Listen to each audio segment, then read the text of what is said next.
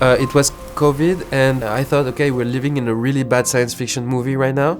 Maybe it's our fault, people that tell science fiction stories, because we only imagine the worst, so only the worst happens. It's easy to criticize things, say this is bad. I said, okay, I'm fed up with that. I want to be with the kids, like making sandcastles in the beach, not the ones that are breaking them, And one day I drew a face and put colors behind him getting out of the sky, and then it was the start of everything.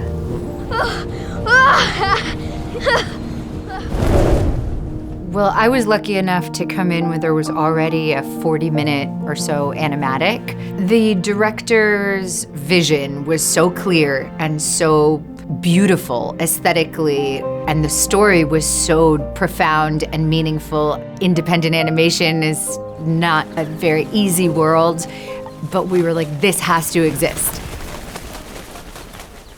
Before Natalie and Sophie arrived, we were a small team, like 4 or 5 people working on the movie, drawing it and making music and sounds. After finishing the animatic, it took us 1 year and 2 months with 250 people to make all the images and to finish the sound. To see the hand-drawn nature of what Ugo does is extraordinary. You're watching this emotional journey.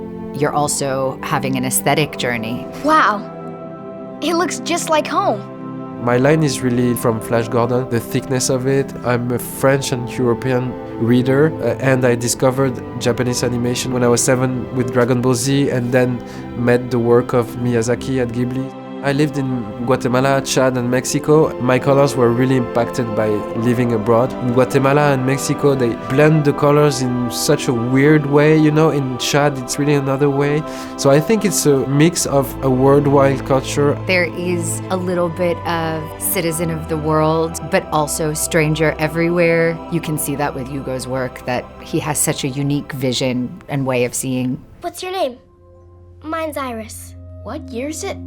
It's 2075. I think animation is so incredible because every opportunity is at your fingertips. When you're doing a voice, you can be anyone. Mickey is the robot nanny. The mother and father voices are blended for Mickey's voice. For the English language version, it's a mix of my voice and Mark Ruffalo's voice. Everything all right? I can't sleep. Make a little room for me, okay? And it was amazing to build a new voice based on 2 personalities. In the French version, we modelized the voices of the 2 actors. I thought, okay, it's a robot, so let's use the voice of robots, which is AI, in fact. And it was too perfect, and it didn't work. We had to go back and to do it with hands, cutting the voices. It's upsetting to see the parents only showing up as holograms, but it's also beautiful to see that a robot can be caring and nurturing. Ugo's vision shows us that our imagination can help us build a more beautiful future. We rely way too much on calculation, and if we want to create a better world, I think we have to rely on imagination.